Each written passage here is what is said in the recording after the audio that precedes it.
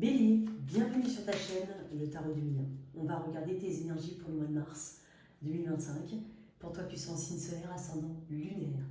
C'est un tirage collectif et général. On va regarder les énergies générales, ce que tu laisses derrière toi, ce qui peut représenter un obstacle, ce que tu attends de ce mois de mars. On va aller regarder la sphère pro et la sphère relationnelle. Je propose une extension à ce tirage. Si tu es intéressé, toutes les infos sont dans la boîte de description sous cette vidéo. Tu as aussi le lien de mon site internet si tu es intéressé par une guidance privée, par une formation au tarot. Allez, on y va pour les béliers. Qu'est-ce qu'on a pour ce mois de mars? Bélier. Ok. Je pense que tu as vraiment envie de mettre fin à un cycle, à une situation en particulier. Peut-être même que tu es en train de terminer quelque chose et il y a une forme d'essoufflement, une forme de fatigue et tu te promets autre chose. On va voir. Qu'est-ce que j'ai pour mes béliers? Énergie générale de ton mois de mars. Oups, l'as d'épée. Ok, tu sais ce qu'il faut, tu sais ce que tu dois faire. Très intéressant. Il peut y avoir un point de départ ici au mois de mars avec de nouvelles idées, une décision particulièrement tranchante qui tranche du coup avec l'avant. C'est cette clarté dans ta situation, cette lucidité. En fait, tu ne fais pas n'importe quoi au mois de mars. Tu sais que tu connais tes capacités, mais tu sais aussi ce qui peut correspondre à des limites externes. Donc en fait, tu as une bonne jauge ici, une jauge qui est intelligente. On parle d'intelligence et on parle de protection ici avec l'as d'épée. Donc tu cherches à te protéger, tu cherches à protéger peut-être ce qui est déjà acquis, mais tu veux plus parce que j'ai quand même l'as d'épée. Et puis tu as envie de nouveauté, vraiment c'est important. Peut-être que tu mets tout simplement de la nouveauté dans une forme de routine ou que tu vas vers quelque chose de totalement nouveau. Mais c'est le fruit d'une réflexion ici. Je pense que tu as aussi cette capacité de discernement. Donc, c'est savoir faire les choses juste pour soi, mais en fonction aussi de l'environnement, de ce qu'il est possible de manière rapide, parce qu'on est dans les épées, de faire pour avoir des résultats. Pas forcément dans le sens rapide, mais dans le sens ici et maintenant. Ok. Qu'est-ce que tu laisses? Peut-être qu'on attend de toi une décision. Peut-être que tu as une clarté par rapport aussi à une situation, par rapport à toi-même. Qu'est-ce que tu laisses derrière toi, mon cher bélier? Elle ne veut pas venir. Si. Là, le cavalier d'épée. Pour moi, il y a une continuité quand même. Hein. Il y a une continuité depuis ces... Alors, on est dans des énergies qui sont assez rapides. On est sur des épées, pardon. Donc, clairement, le cavalier d'épée, c'est quelqu'un qui fonce, c'est l'action. C'est même l'impatience de voir se réaliser quelque chose ou de mettre en place quelque chose. Ok. Donc, ce que tu laisses derrière toi, c'est peut-être la précipitation. Parce que dans l'as d'épée, c'est quand même... Alors, c'est dingue parce que tu laisses le cavalier d'épée. Donc, le cavalier d'épée, c'est peut-être quelque chose, pour moi, qui a déjà été... pour moi, c'est pas l'inconnu dans lequel tu vas, en tout cas pour une majorité d'entre vous, c'est plutôt remanier quelque chose pour lequel tu as mis une action au préalable qui était peut-être un peu trop précipitée. Ok? Je pense qu'il te manquait certaines informations. Et là, aujourd'hui, avec l'as d'épée, tu as cette information ou ces informations supplémentaires qui te permettent de redresser un petit peu le tir. C'est ça. On peut parler de déplacement, on peut parler aussi de nouvelles qui sont venues à toi et qui te demandent en tout cas d'agir d'une certaine manière. Mais toi, tu ne veux pas faire les choses n'importe comment. Alors, quand je dis une information ou autre, ça peut être des informations, ça peut être dans le domaine subtil, ça peut être dans le domaine concret. Ok. Ce qui peut te bloquer, enfin non, ce que tu souhaites, toi, voir se réaliser au mois de mars. J'ai vu le 5 de Pentacle. Le 7, t'es que dans les épées. Je serais pas étonnée, alors attention, c'est pas pour tout le monde, mais que tu aies du Gémeaux, enfin du signe des Gémeaux, du Verseau, de la Balance dans ton thème astral. Clairement, ce que tu souhaites ici voir arriver, c'est le 7 d'épée. En fait, tu veux de la surprise, tu veux être surpris, tu veux être ébahi, il y a du mouvement chez toi, hein, tu as un besoin de mouvement, tu t'attends quand même à des choses qui vont bouger, tu acceptes le fait de ne pas savoir vraiment ce qui arrive, ou comment ça peut arriver, tu acceptes l'effet de surprise ici. C'est ce que je vois avec ce 7 d'épée. Et puis, c'est une carte de stratégie, c'est une carte qui parle aussi de secrets et de choses dont tu ne parles pas pour le moment. Donc, il y a peut-être quelque chose qui est arrivé très récemment de manière assez imprévue, voire rapide. Peut-être que c'est le fruit aussi d'une réflexion et d'une action rapide de ta part. Mais tu n'en parles pas, tu attends de voir. Je crois que tu sais que tu n'as pas toutes les infos.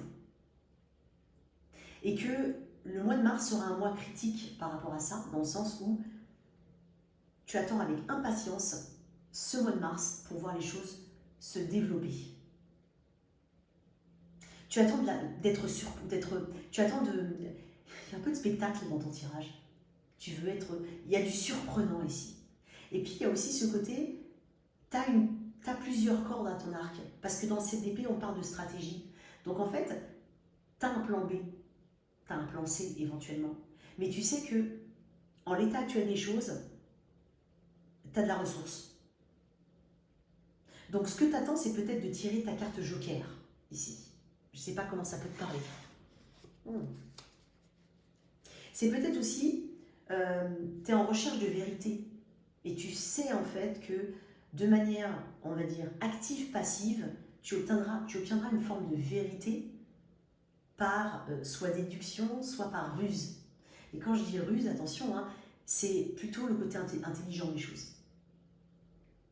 Il y a un côté anticipation ici chez toi. Donc tu imagines déjà comment la situation peut se dérouler ou comment cette personne peut agir, peut réagir.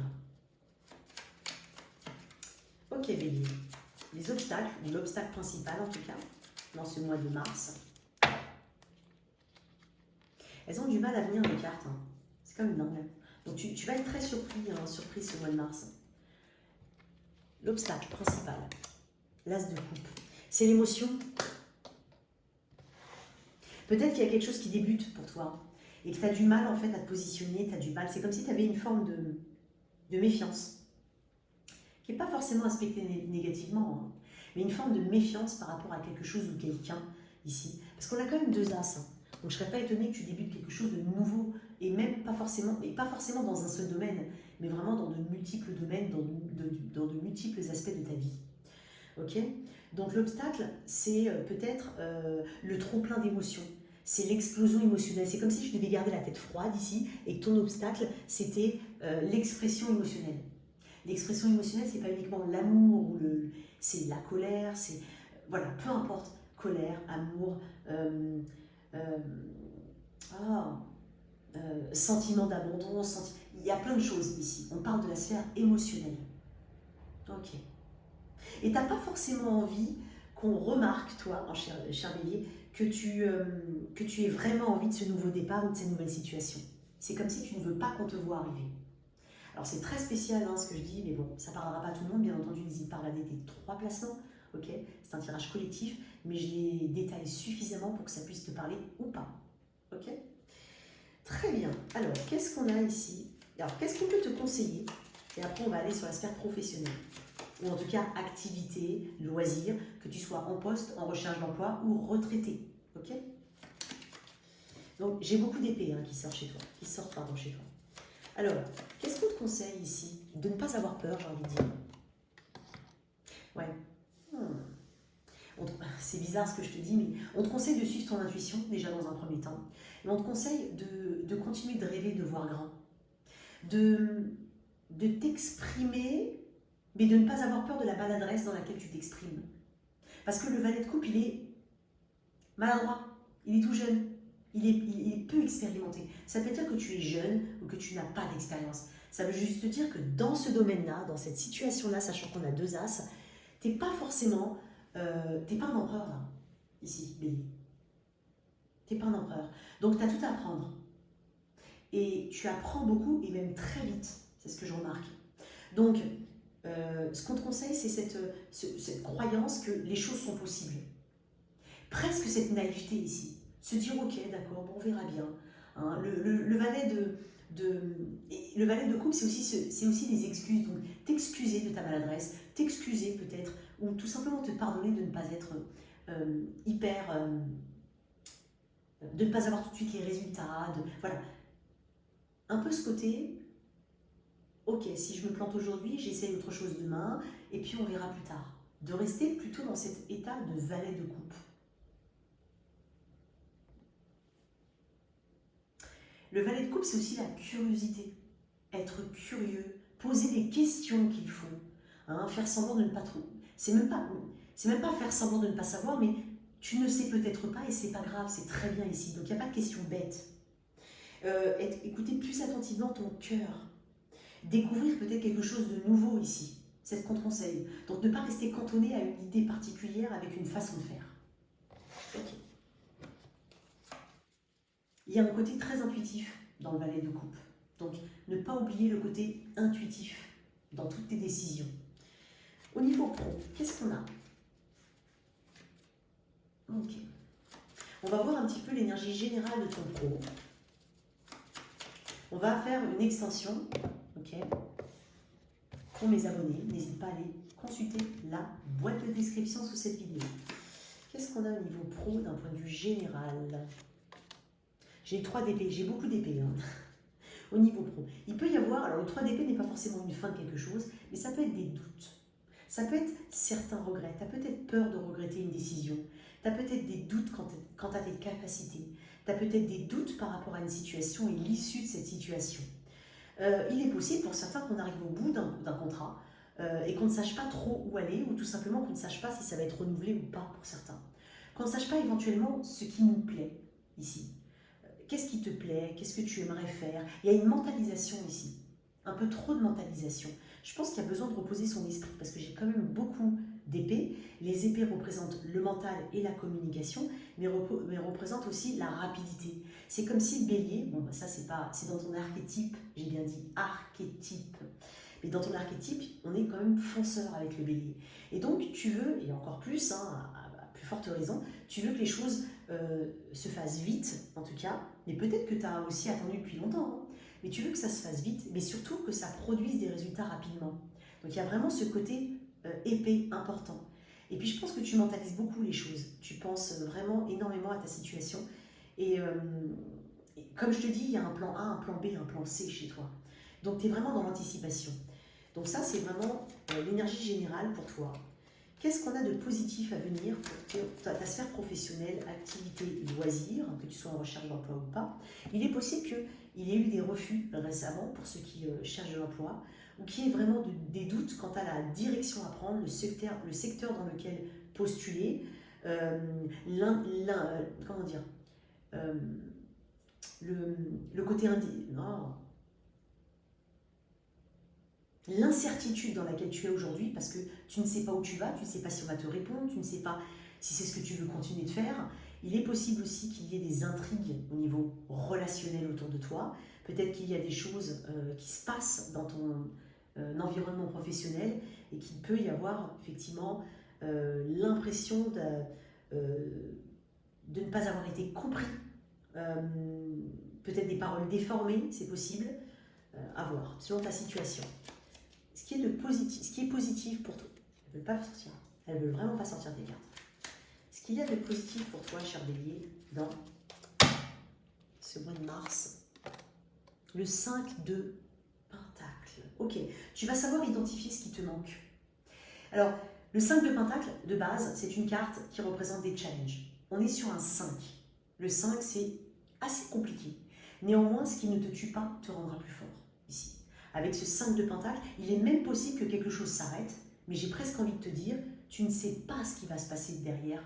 Certes, mais on te dit qu'il y a quelque chose pour toi derrière et que tu vas rebondir. Donc peut-être que j'ai du mal, hein. C'est dingue parce que tu as beaucoup d'épées, J'ai quand même du mal. Peut-être que tu as besoin de travailler ta communication, c'est possible. J'ai encore une carte d'épée. Hein. Il y a quand même 78 cartes dans le tarot. Hein. C'est incroyable. Donc, c'est comme si je te disais, ne t'inquiète pas. Aie peur de rester, n'aie pas peur de partir pour certains. Et ce qui est actuellement dans ta situation est pour te permettre en tout cas une forme de transformation. Parce que dans le 5 de denier, encore une fois, le chiffre 5 est un chiffre de challenge et de transformation. Pour un équilibre, parce qu'après le 6 de denier, le 5 de denier, il y a le 6 de denier. Générosité envers soi-même, prendre soin de soi, identifier au moins ce qu'on ne souhaite pas, versus si tu me dis je ne sais pas ce que je veux, au moins tu sais ce que tu ne veux pas. Tu vois, il y a ce côté peut-être aussi soutien. Pour certains, on n'ose pas demander de l'aide, on n'ose pas demander des conseils. Et en fait, on est en train de te dire que tout ça, ça peut t'aider. Tout ça, ça peut t'aider. Et c'est dans le placement positif. Donc, si tu perds quelque chose, c'est que derrière, il y a une autre porte qui s'ouvre pour toi. Si quelque chose ne fonctionne pas dans l'état actuel des choses, c'est qu'il y a une clarté à avoir sur la situation, une analyse de la situation en toute impartialité afin d'y adapter les actions nécessaires pour plus de sérénité, le 4 d'épée. Ok.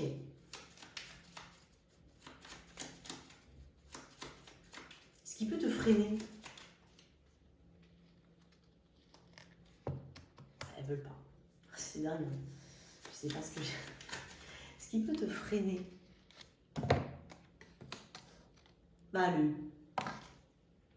c'est le 9 de coupe. Ok. L'attachement émotionnel à ce que tu fais. Un trop grand attachement émotionnel. Peut-être une idéalisation des choses. Sois impartial. Sois impartial. Personne n'est indispensable, encore une fois. Rien n'est indispensable. Vraiment, quand on parle de choses extérieures à soi. Hein, je ne te parle pas des choses qui sont à l'intérieur de toi. Alors attention, je suis en train de parler de la sphère professionnelle, activité. Je ne suis pas en train de parler de l'amour des parents. C'est pas ça dont je parle, d'accord? Je parle vraiment des choses qui sont peut-être projetées. Parce que dans le 9 de coupe, on a la projection, la sécurité. Peut-être que tu te sens en sécurité là où tu es, mais que c'est un leurre. Peut-être que tu as peur de ne pas retrouver une sécurité, mais en même temps, si tu n'essaies pas, tu ne pourras pas le savoir. Okay. Donc rien ne t'empêche de faire une transition d'un job à l'autre, par exemple, d'une activité à l'autre, en douceur, avec un chevauchement entre les deux, c'est possible, pour pouvoir justement atteindre cet idéal. Et peut-être que ce que tu crois être bon pour toi n'est pas forcément ta voix. C'est pas ton cœur qui parle, mais c'est peut-être alors il y a le cœur et la raison, mais il y a peut-être un déséquilibre ici.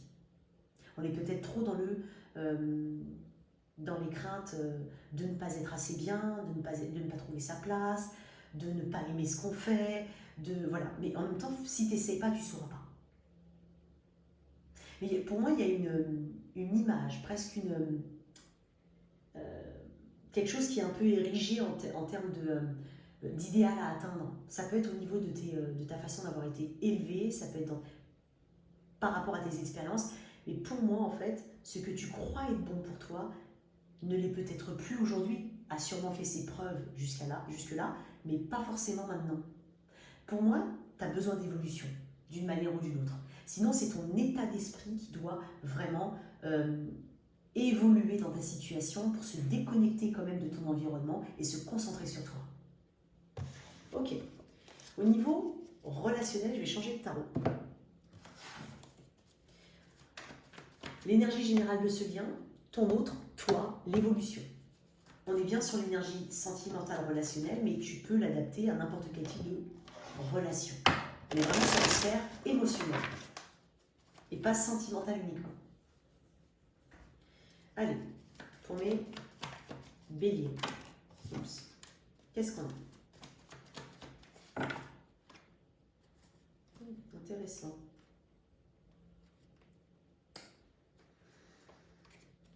D'un point de vue général, et peut-être même par rapport à un membre de ta famille, peu importe, c'est comme si ce qu'on me dit, c'est que tu vas choper quelqu'un la main dans le sac. Dans le sens où tu vas voir les intentions réelles d'une personne. Peut-être que tu vas découvrir un mensonge aussi. Mais ça peut être, comme je le dis, c'est pas uniquement sentimental. Et tu vas mettre fin à une forme de mascarade ou de faux semblant. Ok. Au niveau relationnel, énergie générale de ton mois de mars. Voilà. Ouais, c'est magnifique. Tout commence par le 9 de Pentacle.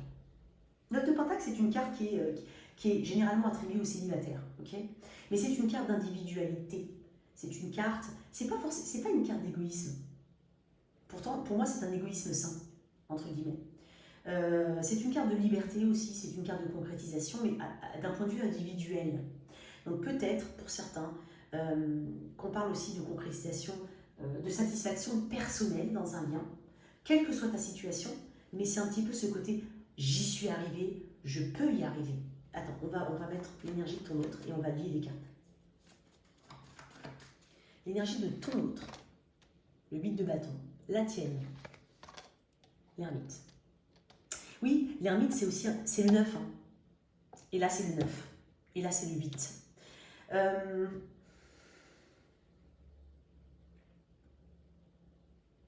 Quoi qu'il en soit, il y a un besoin ici de s'identifier dans le lien à travers ses propres envies, ses propres perspectives, son propre raisonnement, parce que tu es là pour moi, d'accord, énergie de la Vierge éventuellement. Après, j'ai des pentacles ici, mais c'est vrai que j'avais pas mal d'épées dans ton tirage.